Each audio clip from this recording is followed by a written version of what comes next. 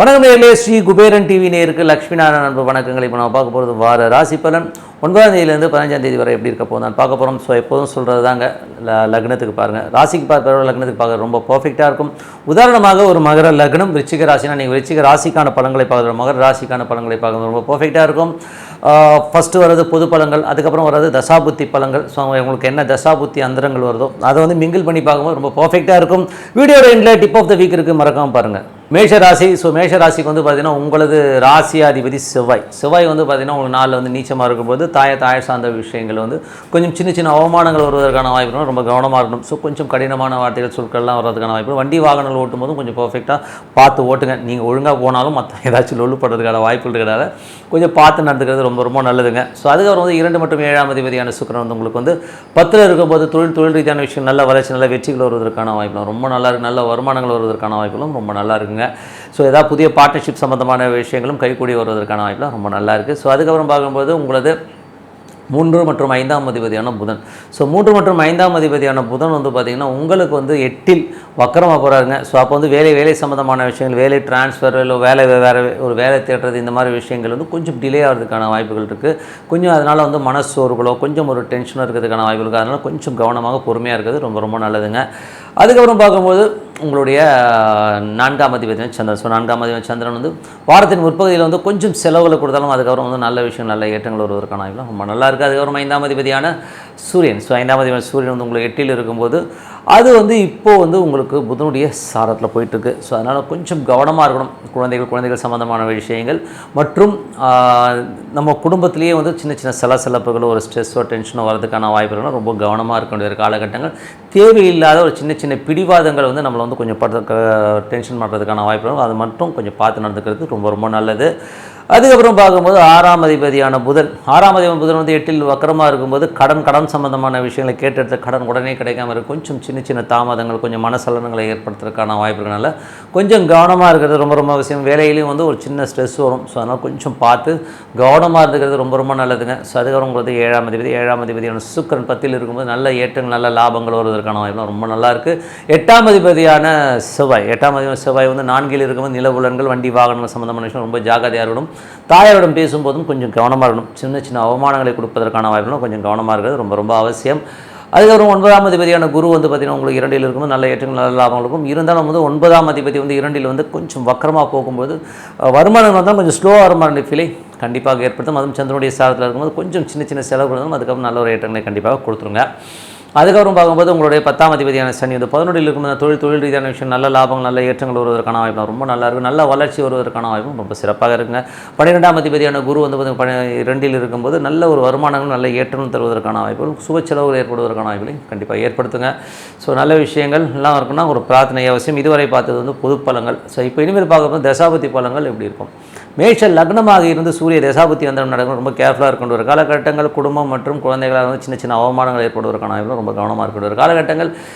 அதுக்கப்புறம் பார்க்கும்போது உங்களுடைய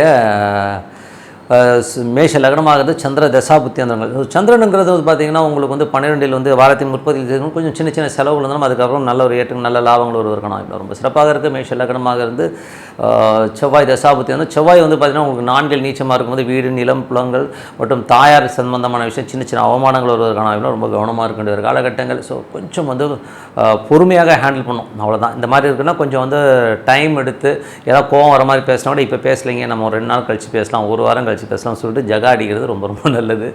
ஸோ அதுக்கப்புறம் பார்க்கும்போது உங்களுடைய மேஷ லக்னமாக இருந்து ராகு தசாபுத்தி. ராகு வந்து 12லேருந்து சனியுடைய சார்ந்தும் நல்ல வருமானங்கள், மறைமுகமான நிறைய வருமானங்கள் வருவதற்கான வாய்ப்புலாம் ரொம்ப நல்லா இருக்குங்க. ஸோ அது ரொம்ப சிறப்பான விஷயங்கள் தான். அதுக்கப்புறம் பார்க்கும்போது மேஷ லக்னமாக இருந்து குரு தசாபுத்தி அந்தரங்கள். குரு வந்து பார்த்திங்கன்னா உங்களுக்கு வந்து 2ல் நீச்சமாக இருக்கும்போது இந்த 12ஆம் அதிபதி 9ஆம் அதிபதி நல்ல வெளிநாட்டில் இருக்கும் நல்ல வருமானம், நல்ல ஏற்றங்கள், புதிய நிலவுலங்கள் வாங்கலாங்கிற எண்ணங்களை கண்டிப்பாக இருக்கும். பட் ஆனால் நீங்கள் நினச்ச ஸ்பீடில் போக கொஞ்சம் ஸ்லோவாக போகிற மாதிரி ஃபீலை கண்டிப்பாக ஏற்படுத்தும். மேஷ லக்னமாக வந்து சனி தசாபுத்தினா சனி வந்து 11ல் இருக்கும் தொழில் ரீதியான விஷயம், நல்ல லாபங்கள், நல்ல ஏற்றங்கள், அதற்கான நிறைய பிரயாணங்கள், நிறைய அலைச்சலை கொடுக்கும். அங்கே அலையிற மாதிரி விஷயங்களே கண்டிப்பாக இருக்கும். பட் லாபம் வருமானம் நல்ல லாபங்களை கண்டிப்பாக கொடுத்துருங்க. மேஷ லக்னமாக இருந்து புதன் தசாபதினும் புதன் வந்து 8ஆம் அதிபதி 8ல் உட்கார்ந்துருக்கும் போது உங்களுக்கு வந்து 3 6ஆம் அதிபதியான உங்களுக்கு வந்து என்ன ஆகிடும்னா என்ன மாதிரி விஷயங்களை கொடுக்கணும், கொஞ்சம் வந்து ஒரு மனசலங்கள் வேலை சம்மந்தமான விஷயங்கள் ஒரு ஸ்ட்ரெஸ்ஸை கொடுப்பதற்கான வாய்ப்புகள் ரொம்ப கவனமாக இருக்க வேண்டிய காலகட்டங்கள். நிறைய பிரயாணங்கள் சிறுதூர பிரயாணங்கள் மேற்கொள்ளும்போது கொஞ்சம் கவனமாக இருக்கணும். இளைய சகோதர சம்மந்தமான விஷயங்கள் வந்து கொஞ்சம் அடம் பிடிக்கிற மாதிரி இருக்கும். அக்ரிமெண்ட்டு, புதிய ரினியூவல் இந்த மாதிரி விஷயங்கள் கொஞ்சம் டிலே ஆகிறதுக்கான வாய்ப்புகளையும் நிறைய ஏற்படுத்தும். அப்புறம் மேஷ லக்னமாக இருந்து கேது தேசாபதி. கேது வந்து பார்த்திங்கன்னா உங்களுக்கு வந்து 6ல் இருக்கும்போது என்ன மாதிரி விஷயங்களை கொடுக்கணும்போது கொஞ்சம் ஒரு சின்ன விஷயங்கள் வந்து பார்த்திங்கன்னா கேது வந்து பார்த்திங்கன்னா ஒரு 6ல் இருக்கும்போது அது வந்து இப்போது சூரியனுடைய ஸ்தானத்தில் போகும்போது எமோஷன்ஸை ஜாஸ்தி கொடுத்துரும். ஸோ வேலையில் ரொம்ப கவனமாக இருக்கணும். வேலை சம்மந்தமான விஷயம் நெருக்கடிகள் ஏற்படுவதற்கான ரொம்ப கவனமாக இருக்கணும். மேஷ லக்னமாக வந்து சுக்கிர தசாபுத்தி சுக்கிரன் வந்து பார்த்திங்கன்னா உங்களுக்கு வந்து 10ல் இருக்கும்போது புதிய பார்ட்னர்ஷிப் சம்மந்தமான விஷயம் நல்ல ஏற்றங்களையும் நல்ல லாபங்களையும் கொடுக்கறதுக்கான ரொம்ப சிறப்பாக இருக்குது. ஸோ நல்ல விஷயங்கள் நல்ல மாற்றங்களாக இருக்கணும். ஒரு பிரார்த்தனை அவசியமானதார இறைவனை பிரார்த்தனை கண்டிப்பாக அடுத்த லெவல் போகிறதுக்கான ரொம்ப சிறப்பு. Tip of the week. So tip of the வீக்கில் வந்து மாந்திரிகம் என்பது நல்லதா கெட்டதா அப்படிங்கிறத பற்றி தான் நம்ம சொல்ல போகிறோம். ஸோ நிறைய பேர் வந்து இந்த பிளாக் மேஜிக்ங்கிற ஒரு விஷயத்தில் வந்து ரொம்ப எடிக்ட் ஆகிருக்காங்க. காரணம் என்னென்னா நிறைய சீரியல்ஸு நிறைய விஷயங்கள் வந்து பார்த்திங்கன்னா இந்த பிளாக் மேஜிக்ங்கிற ஒரு விஷயத்தை வந்து எல்லாருமே மைண்டில் போட்டுக்கிட்டு எனக்கு காரியம் ஆகணும்னா இந்த மாதிரி பண்ணால் எனக்கு இப்படி ஆகிடும்னு சொல்லி போகிறாங்க. ஸோ இது நல்லதா கெட்டதானா? கண்டிப்பாக கெட்டதுங்க. ஏன்னா வந்து இது வந்து பிளாக் மேஜிக்ன்றது வந்து ஒருத்தனுடைய விதியை வந்து நீங்கள் வந்து ஏதோ ரூபத்தில் போய் உள்ளே அட்டாக் பண்ணி அவனுக்கு வந்து வரவிடாமல் பண்ணுறதோ இல்லை வேறு ஒரு ரூபத்தில் ஒரு மந்திரவாதியை வச்சு பண்ணுறதெல்லாம் வந்து இன்றைக்கி ஆகுமானா இன்றைக்கி அந்த மாதிரி ஆட்கள் இல்லை. அது வேறு விஷயம். பியூராக வந்து இருக்கிற ஆட்கள் ரொம்ப கம்மி. ஒரு 5% இருந்தால் பெரிய, மற்றவங்களாம் ஏமாத்துறாள் தான். ஸோ வேறு எனக்கு பர்ஃபெக்டாக தெரியும், எல்லாம் ஏமாத்துறாள் தான். உள்ளே மாட்டிங்கன்னா இல்லை லட்சக்கணக்கில் ஆட்டையை போட்டுருவாங்க. ஸோ அந்த மாதிரி வந்து ஒரு திருட்டுத்தனமான ஒரு பிளாக் மேஜிஷியன்ஸ் நிறைய பேர் இருக்காங்க. சின்ன சித்து விலைகள்லாம் பண்ணுவாங்க, இல்லைன்னு சொல்ல மாட்டேன். பட் இருந்தாலும் அது பண்ணலாமான்னா பண்ணாதீங்க. ஏன்னா வந்து உங்கள் விதிக்கப்பட்ட விதியை நீங்கள் அனுபவிச்சு தீரணுங்கிற ஒரு கர்மாவே நீங்கள் அனுபவிச்சு தான் ஆகணுமே ஒழிய அந்த டைமில் போய்ட்டு நான் வந்து இது பண்ண மாட்டேன் அது பண்ண மாட்டேன்னு சொன்னிங்கன்னா அது மாட்டிக்கும். ஸோ அது ஒரு விஷயம். பிளாக் மேஜிஷியன் பண்ணிங்கன்னா நாளைக்கு உங்கள் வம்சா வழியில் வந்து அது வந்து ஒரு கர்மாவாக வந்து இணைஞ்சிரும். நீங்கள் வந்து இன்றைக்கி நல்லா இருக்கணுன்றதுக்காக இன்னொருத்தனை கெடுக்கிறதுக்காக செய்கிற ஒரு விஷயம் கண்டிப்பாக வந்து அது பிளாக் அது ஒரு கர்மாவாக மாறி அது உங்களுக்கு குழந்தைகளாக பேர குழந்தைகளாக வந்து உங்களுக்கு வாழ்நாள் ஃபுல்லாக வந்து படுத்தி எடுத்துருங்கிறது உண்மையான விஷயம். ஸோ இதுக்கு ஒரு உதாரணம் சொல்லணும்னா எனக்கு தெரிஞ்ச ஒருத்தர் ரொம்ப க்ளோஸ் ஃப்ரெண்டு தான் அவர் வந்து எங்களோட இருந்தார். நான் சொல்கிறது வந்து ஒரு மோர் தென் ஒரு 35 இயர்ஸ் பேக், ஒரு 35 ஆண்டுகளுக்கு முன்னாடி வந்து அவங்க இருந்தாங்க. ஸோ அவர் வந்து ரொம்ப சாதாரண நிலையில் இருந்தார். ஒரு சைக்கிள் வச்சுட்டு தான் போவார். அவர் சின்னதாக வந்து ஒரு கம்பெனியில் வேலை பார்த்துருந்தார். ஸோ அந்த கம்பெனியில் வேலை பார்த்துட்டு இருக்கும்போது மாத சம்பளத்தெலாம் வேலை பார்ப்பார். ரொம்ப ஒரு லோயர் மிடில் கிளாஸ் லெவலில் தான் இருந்தார்.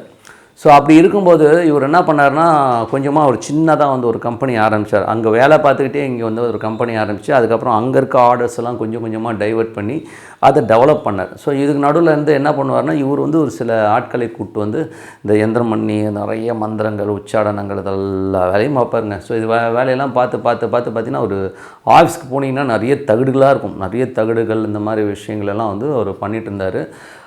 க்ரோத் இருந்ததுன்னா பயங்கரமான க்ரோத் இருந்தது. க்ரோத்னா எப்படி தெரியுங்களா இருக்கும், நிறைய ஆர்டர்ஸு.